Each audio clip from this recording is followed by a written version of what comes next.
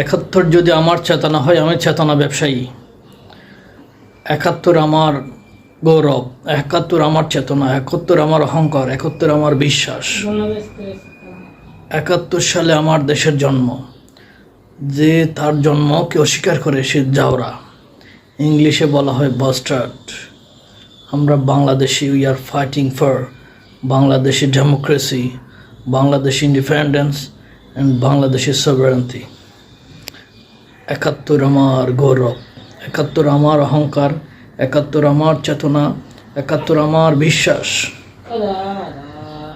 আমার পূর্বপুরুষরা 71 সালে যুদ্ধ করেনি বলে নিজের মধ্যে এখন 71-এর চেতনা জাগ্রত হয়েছে।